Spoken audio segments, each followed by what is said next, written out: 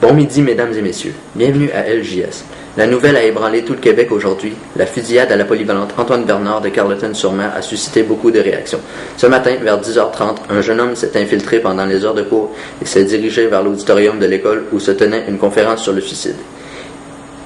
Il a déchargé son fusil de chasse de calibre 12 sur 30 des 500 élèves qui se trouvaient à l'intérieur. Le carnage a duré plus d'1 heure. Les forces policières ont réagi le plus vite possible, mais n'ont pu éviter la mort de 6 élèves. Bilan jusqu'à maintenant, on dénombre 25 blessés graves qui sont dans un état critique à l'hôpital de Marillac et 6 morts dont le tireur fou qui s'est suicidé devant les yeux stupéfaits des témoins. Les policiers n'ont pu trouver les causes de l'attaque. Le jeune homme aurait demandé l'aide de la conférencière quelques jours auparavant. Elle n'aurait pas pris le temps de l'écouter, ce qui a provoqué chez le jeune homme un effet de révolte. Selon les témoins, cet homme ne possédait aucun ami.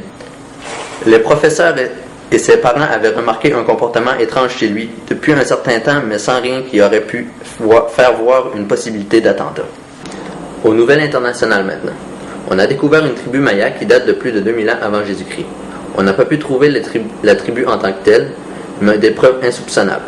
En effet, un 14e calendrier maya a été découvert à l'intérieur du temple du Dalai Lama après son expulsion du Tibet. Nous soupçonnons qu'il voulait prendre le monopole des collections futures de calendriers maya pour exposer sa philosophie à travers les âges. Pour nous parler un peu plus en détail de ce calendrier légendaire, nous allons retrouver notre journaliste Pascal Letendre au Tibet qui nous expliquera ce qui nous prévoit le dernier calendrier de la série. Bonjour, je suis Pascal Letendre. Je suis présentement sur les lieux de la découverte du calendrier maya. On peut le voir présentement à mes pieds. On peut voir qu'il n'est pas complètement terminé, mais des dates importantes sont écrites. Selon le calendrier, lorsque la Lune aura fait environ, selon mes calculs non exacts, 461,65 tours de la Terre plus environ 59,9 tours d'elle-même, elle va exploser, tout simplement. La cause de ce drame n'est pas écrite. Comme je vous l'ai dit, le calendrier n'est pas terminé. Merci. Et comment avez-vous trouvé le calendrier?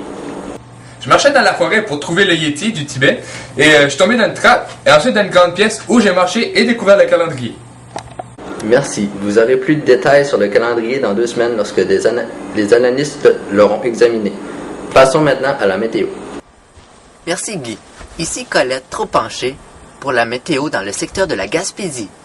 En commençant par le nord, on prévoit un ciel dégagé et très ensoleillé pour Manche d'Épée. Dans la petite ville de Les Boules, maintenant on prévoit des passages nuageux sans risque d'averse. À Cap-16, c'est un ciel complètement couvert pour la journée. À Cap-des-Rosiers, on prévoit des orages électriques qui débuteront dans l'après-midi. Un peu plus au sud maintenant, à Saint-Louis, on prévoit des averses qui prendront fin dès la soirée. Au Bar-au-Choix, c'est nuageux pour la journée et pour finir à Robidoux, c'est du soleil avec un maximum de 10 degrés. De retour avec mon cher Guy. Oui, merci Colette.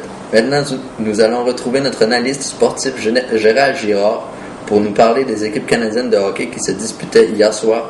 À vous, Girard.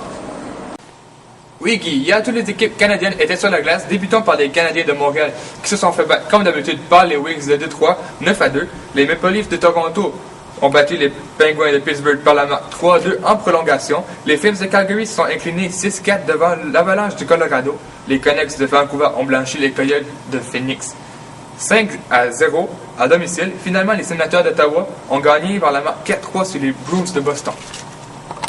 Merci beaucoup, mon cher Gérard.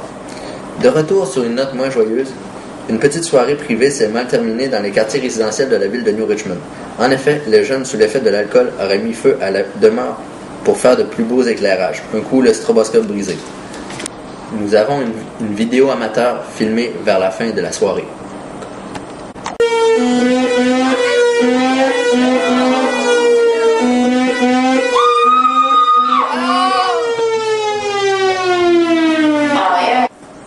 Nous avons un reporter sur les lieux de l'incident. Bonjour, je suis présentement sur les lieux de l'incident où la maison a brûlé très tôt ce matin. Nous n'avons pas pu avoir accès à ce lieu pendant la journée car les pompiers n'avaient pas encore éteint l'incendie. Le feu a démarré dans le salon vers 4 heures, là où les jeunes ont mis feu au rideau ainsi qu'au sofa où était assis un jeune homme qui avait consommé du hashish et bu de la bière. Il n'a pas survécu. Un autre jeune homme n'a pas survécu, un jeune homme qui était barricadé dans la salle de bain au deuxième car il était malade.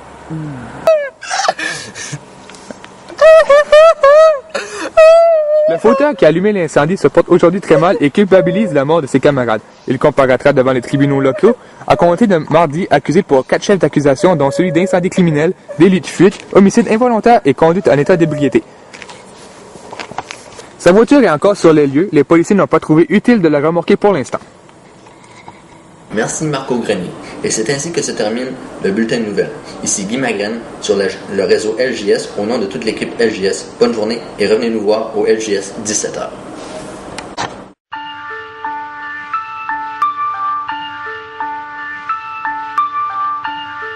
Des preuves.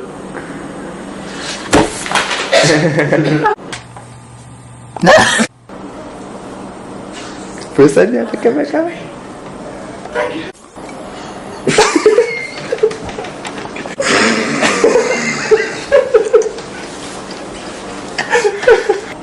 Merci. Je le vois l'autre qui me fait des signes.